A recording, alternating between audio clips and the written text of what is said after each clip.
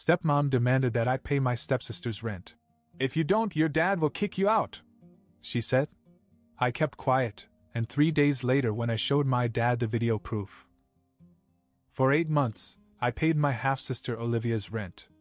8 months of wiring money, paying her bills, and bailing her out whenever she needed extra cash.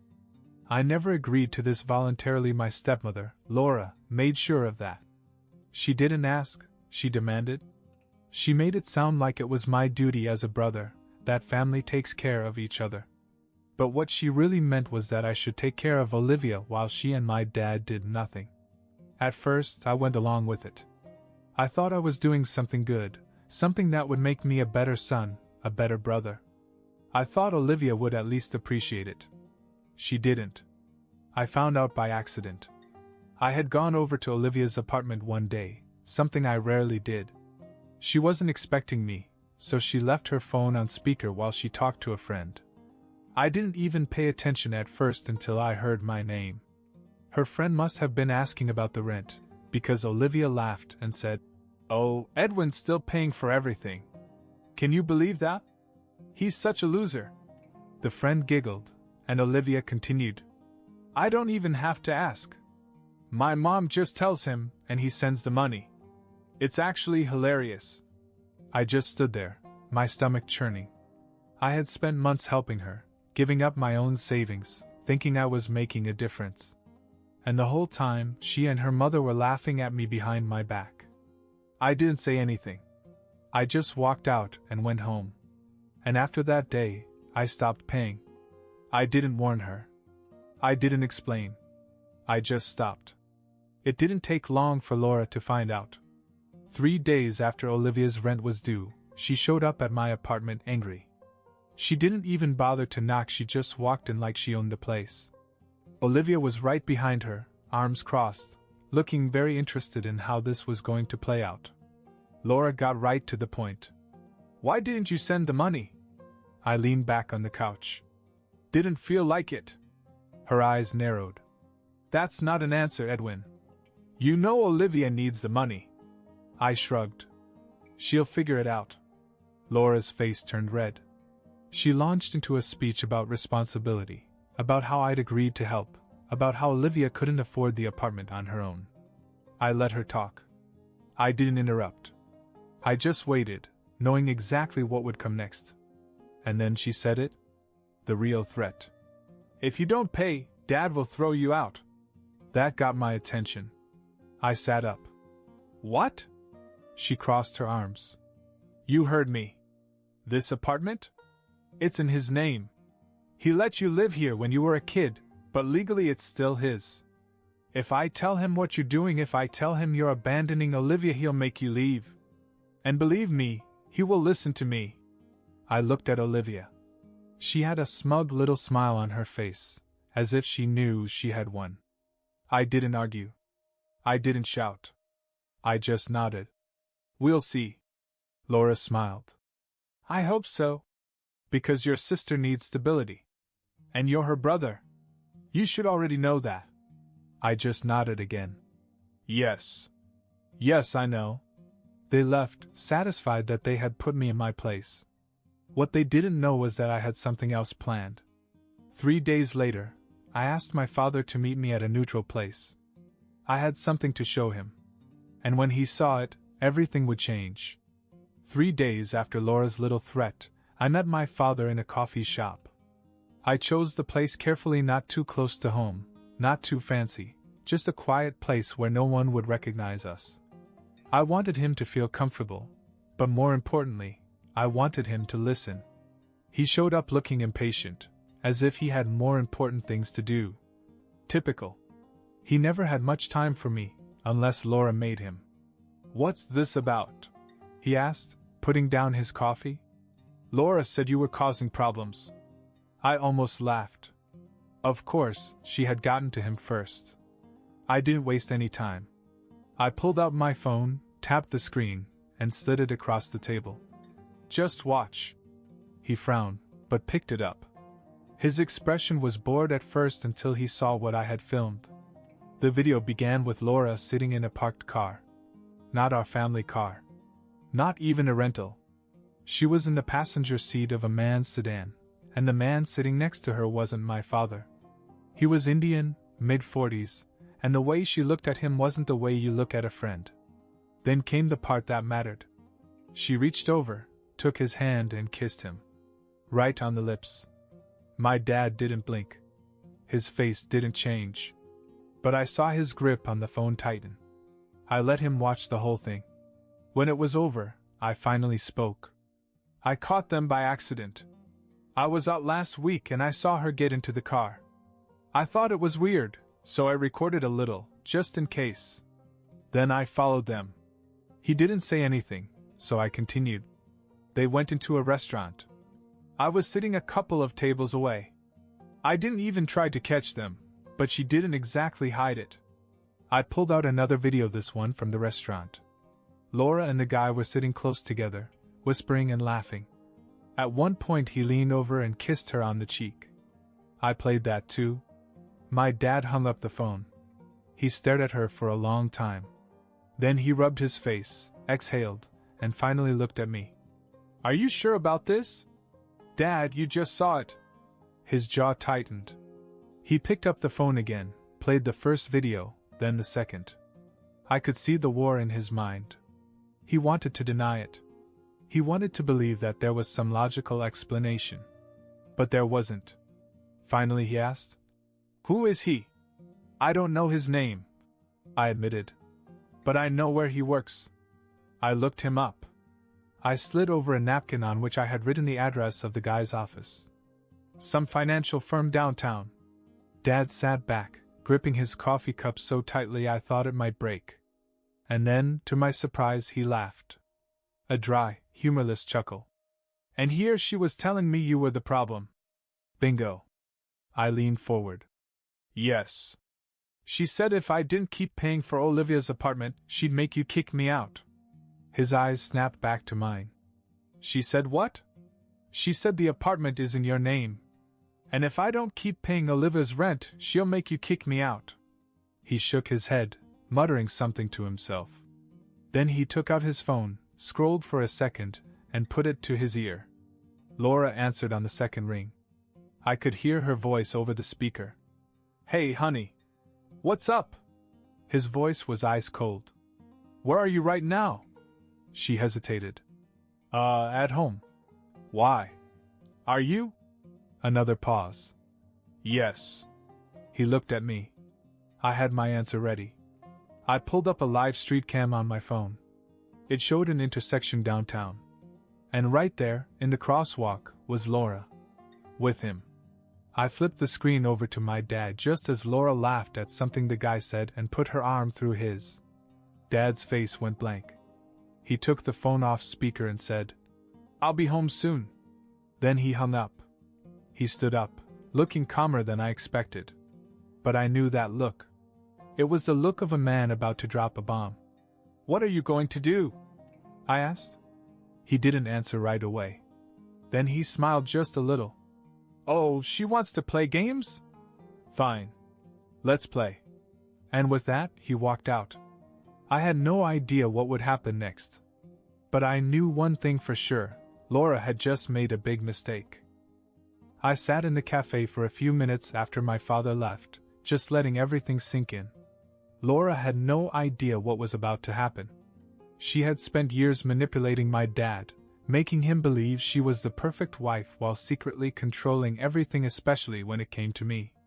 She always made sure my dad saw me as the problem, the ungrateful son, while she and Olivia played the victims. But now, she was about to find out what happens when you push someone too far. An hour later, my cell phone buzzed. It was my dad. Dad, come to the house. Right now. That was all he said. No explanation. No details. I didn't hesitate. I got in my car and drove over, anticipating what was to come. The moment I walked in, I felt the tension. Laura was standing in the living room, her face flushed with anger. Olivia was right next to her, arms crossed, glaring at me as if I had just ruined her life. My father stood across from them, too calm, too controlled. And that's how I knew things had already exploded before I got there. Laura immediately turned on me. You filmed me? Her voice was sharp, full of indignation. You spied on me like a little rat? I shrugged. Didn't have to try very hard. You weren't exactly subtle. She scoffed and shook her head. And you actually believe that, Mark? She turned to my father. You believe this nonsense? He probably faked it just to get back at me. Dad just pulled out his phone, tapped the screen, and replayed the video. Laura flinched the moment she saw herself kissing the man's hand. She had no way out. But then, instead of denying it, she did something I didn't expect. She laughed. A slow, humorless chuckle. Then she crossed her arms. Fine. Yes, I've been seeing someone. But you know what, Mark? You're not exactly the perfect husband. Dad's jaw tightened. What's that supposed to mean? You're never home. You bury yourself in work, come home late, and expect me to just sit here and wait for you? Maybe if you had actually paid attention to me, I wouldn't have had to find someone else. I blinked. Was she actually trying to blame him for her cheating? Dad exhaled and shook his head. You could have just walked away, Laura. But instead you used me. And you used him. He gestured at me. Laura rolled her eyes. Oh, please. This is about that stupid rent thing, isn't it? You're mad because I asked Edwin to help his own sister? She's not my sister, I said flatly. Laura's face twisted in anger. Yes, she is. You share a father, don't you? Before I could answer, Dad interrupted. Edwin is not responsible for Olivia and never has been. That was your job. And instead, you tried to manipulate him into paying for her life while you laughed at him behind his back. Olivia finally spoke up. Mom didn't force him to do anything. He agreed. If he was stupid enough to pay, it's his fault. Dad turned to Olivia, his voice cold. You knew about this? Olivia lifted her chin. Of course I knew. And I don't regret it. He was stupid enough to pay for 8 months. That's on him. Laura put a protective hand on Olivia's arm. See? This is why you always treated my daughter differently. You never accepted her as part of the family. Dad sighed and ran a hand through his hair. You really don't get it, do you? He glanced at Olivia, then back at Laura. This isn't about me not accepting her. This is about you being a liar and a cheat. And the fact that you raised her to be just like you. Olivia scoffed. You know what? We don't need you. Mom and I will get our own place. I raised an eyebrow. With what money? That wiped the smirk off Olivia's face. Laura straightened. We'll figure it out. Then she turned back to Dad. But I'm telling you right now, Mark, you're not getting rid of me that easily. Dad exhaled and shook his head. I've already spoken to a lawyer. Laura flinched, and for the first time I saw real fear in her eyes. Dad continued. I've already started the divorce proceedings. And I'm going to make sure that you don't get a single cent from me that you don't deserve. Olivia snapped. You can't do that. Laura recovered quickly, her lips curling into a smile. Oh, Mark. You really think this is going to be easy for you? I'll fight you in court for everything. I've been your wife for 8 years. I have rights. Dad smiled just a little. You can try. But I've documented everything. And thanks to Edwin, I have proof of your affair. That'll make sure you don't get a cent more than you should. Laura's face twisted in anger. You little snake, she hissed at me. I just smiled. Oh, don't worry. You'll hate me even more soon. She grabbed Olivia's hand. Come on, sweetheart. We don't have to stay here and be disrespected. They stormed for the door, but before they left, Laura turned and pointed at my father. You are making a mistake. And believe me, you will regret it. Dad didn't even look up. Goodbye, Laura. And just like that, they were gone. But something told me it wasn't over. Laura wasn't the type to go quietly. And I had a feeling she wasn't done trying to make our lives miserable. For the first time in years, the house was quiet. After Laura and Olivia stormed out, My dad just sat down on the couch, rubbing his temples like he had a migraine. I didn't say anything right away. I just watched him, waiting to see how he would react now that the storm had passed. Finally, he looked up at me. Well, that was a disaster. I sat down across from him. It could have been worse. He chuckled dryly. Oh, it would be worse. Laura isn't the type to walk away without a fight. And he was right. It didn't take long for Laura to strike back. The very next morning, my dad got a call from his office, HR, to be specific. Someone had filed an anonymous complaint against him, accusing him of workplace misconduct. It was complete nonsense, of course. My dad was the most by-the-book person I knew. He barely even talked to his coworkers outside of meetings. But that didn't matter. The company had to investigate, which meant he was suddenly under scrutiny. It didn't take a genius to figure out who was behind it. While my dad was dealing with that, I got a taste of Laura's revenge myself. Around noon, I got a call from an unknown number. Normally, I wouldn't have answered, but for some reason I did. The moment I picked up, a man's voice said, "This is a call regarding your overdue balance of $5,200. This is your final warning before legal action is taken." I frowned. "Excuse me? What balance?" The guy on the other end sounded bored. "According to our records, you co-signed a lease agreement for an apartment, and the payment has been overdue for 30 days. That's when it hit me. Olivia's apartment. I felt my stomach drop. I never co-signed anything. There was a pause. Then the man read out an email address, the same one I used. This was the email provided when the lease was signed. Laura. I knew immediately what had happened. She must have forged my name on the lease, knowing I had been paying the rent anyway. And when I stopped, the unpaid rent became my problem. I clenched my jaw. "Send me a copy of the paperwork." It took an hour, but when I finally got the email, my suspicions were confirmed. My name was on the lease, except the signature wasn't mine. It was close, but I could tell. Laura had committed fraud. I drove straight to their new place, a tiny apartment that was way worse than Olivia's old one. I knocked hard on the door, and after a few seconds Laura opened it, looking way too pleased with herself. She smirked. "Oh, Edwin. What a surprise." I held up my phone.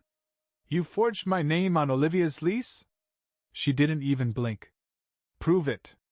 I took a step closer. "I already did. I have a copy of the lease, and I know that's not my signature. If you don't fix this right now, I will take this to the police." Olivia came up behind her mom, arms crossed. "Oh, please. What are you gonna do, Edwin? Run crying to Daddy again?" I turned to her. "You do realize this means you're getting evicted, right?" That wiped the smirk off her face. I turned back to Laura. "You have until tomorrow to fix this. Pay the overdue balance, take my name off, and admit what you did. If you don't, I'm filing a fraud report. And trust me, it won't end well for you." Laura's smile faltered just a little. "You wouldn't." I held up my phone. "Already have everything I need." For the first time, I saw real hesitation in her eyes. She thought she was untouchable. She thought my dad and I would just roll over and take it. She was wrong. I gave her one last look before turning to leave. "Your move, Laura." I didn't know what she would do next, but I knew one thing: this wasn't over yet. Not even close. I barely slept that night. Even though I had given Laura an ultimatum, I knew she wouldn't just back down. People like her don't admit defeat. They fight, claw, and manipulate until they have nothing left. I expected her to try something. I just didn't know what. The answer came the next morning. My dad was in the kitchen making coffee when his phone rang. I could tell from his face that it was something serious. He didn't even say anything at first, just listened, his expression getting darker by the second. Then he put the call on speaker. A voice on the other end, a woman from the bank, said, "Mr. Lawson, just to confirm, you did not authorize the attempted withdrawal of $10,000 from your account this morning?" My dad's jaw tightened. No. I didn't. The bank rep sighed. That's what we thought. We have security footage of a woman trying to access the account. She claimed to be your wife. I already knew who it was before she even said the name. Laura. She must have realized things were crumbling and tried to grab as much money as she could before my dad cut her off completely. What she didn't realize was that my dad had already frozen the account the day before. So when she walked into the bank and demanded the money, she triggered an automatic fraud alert. And because she had used her own ID to prove she was authorized, the bank had everything they needed to report her. By the time my dad and I got to the bank, the report had already been filed. The security footage showed Laura arguing with the teller, getting more and more frustrated when they refused to hand over the money. And then, an hour later, 2 police officers showed up at her apartment. I wasn't there to see it, but I heard later that she screamed at them, demanding to speak to my dad, insisting it was all a misunderstanding. But there was no way out. Fraud. Attempted identity theft. Unauthorized access to financial assets. She was done. About an hour later, Olivia called my dad. I could hear her through the phone before he even put it on speaker. She was furious. How could you do this to her? She made a mistake. You didn't have to call the police. My dad was completely calm. She called them on herself. She's my mother, Olivia snapped. Are you just gonna let her sit in jail? What's wrong with you? You're supposed to take care of us. Dad sighed. No, Olivia. I was supposed to take care of my wife. But your mother stopped being that the moment she cheated, lied, and tried to steal from me. And as for you, he paused. I don't owe you anything. Silence. Then Olivia's voice cracked. I don't have anywhere to go. For the first time, there was real fear in her voice. Dad exhaled. Maybe you should have thought about that before laughing at the person who kept you in that apartment for 8 months. Then he hung up. I stared at him. That was brutal. He took a sip of coffee. She'll survive. A few days later, Laura called from jail. She begged my dad to drop the charges. She swore she had just panicked and wasn't thinking straight. Dad listened for about 10 seconds. Then he simply said, "No," and he hung up. That was the last time either of us spoke to her. As for Olivia, she tried reaching out a few more times, but when she realized either of us was going to send her money or bail her out, she gave up. Last I heard, she had moved in with some friends, barely scraping by. And honestly, that wasn't my problem. For the first time in years, my dad and I were free. No more manipulation. No more guilt trips. No more lies. Just peace. And it felt amazing.